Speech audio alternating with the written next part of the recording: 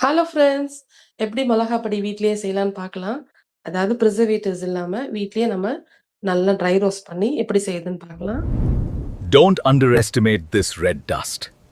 I'm roasted, ground, and packed with heat and flavor. ரொம்ப ரொம்ப ஈஸி. ஃபர்ஸ்ட்டு இன்கிரீடியன்ட் கருப்புளுந்து. கருப்புளுந்து ரொம்ப ரொம்ப ஹெல்த்தி.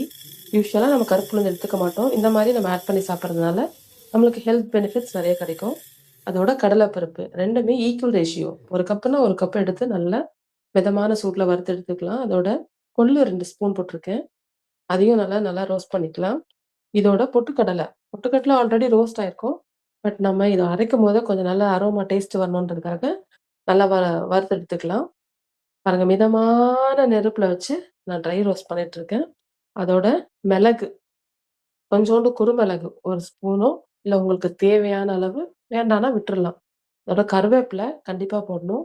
நல்லா கருவேப்பில ஈரமா இருந்ததுன்னா, அத நல்லா போட்டு ந வறுத்து எடுத்துக்கலாம். அதோட காஷ்மீரி மிளகாவும் சேர்த்துக்கலாம், கலர் வேணும்னா. இல்ல எனக்கு காஞ்ச மிளகாவே போதும்னா, நீட்டு மிளகாவும் சேர்த்துக்கலாம். குண்டு மிளகா அவ்ளோ காரம் வராது. நீட்டு மிளகா சேர்த்துக்கலாம். அதோட இடிச்சு வச்ச பூண்டு.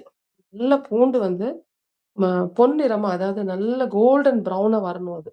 அத நல்லா ஃப்ரை பண்ணி எடுத்துக்கணும். அதோட நான் வந்து கட்டி பெருங்காயம் போட்டிருக்கேன். நீங்க வந்து பவுடரும் போட்டுக்கலாம். அதோட உப்பு, கல் உப்பும் போட்டு நல்லா வறுத்து இத எல்லாத்தையுமே நல்லா மிக்ஸ் பண்ணி விடணும். மிக்ஸ் பண்ணி ஒரு கொஞ்ச நேரம் ஒரு 15 minutes R half an hour நல்லா ஆற விட்டு, இத எல்லாத்தையும் கலறி விட்டு, பாருங்க சூப்பரா வந்து வீட்லயே நம்ம ஈஸியா மொளகா பொடியே செஞ்சிடலாம். இது ஒரு 2, 3 மந்த்ஸ்க்கு நம்ம வந்து நல்லா ஸ்டோர் பண்ணி வச்சுக்கலாம்.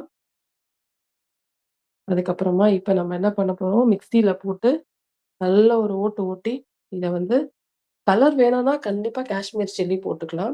நான் வந்து கலர் தேவையில்ல, நமக்கு மொளகா பொடி இருந்தா போதும்னு சொல்லிட்டு இந்த மிளகாவே நீட்டு மிளகாவே போட்டிருக்கேன். பாருங்க சூப்பரா வந்து மிக்ஸியில போட்டு நல்லா 1, 2மா நல்லா அரைச்சாச்சு. இப்ப இட்லியில வச்சு சாப்பிடுற வேலை தான்.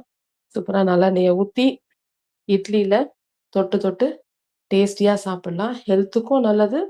நல்லெண்ணெய் ஊத்தி சாப்பிடுறதுனால நம்மளுடைய ஹெல்த் பெனிஃபிட்ஸும் நெறைய கிடைக்கும்.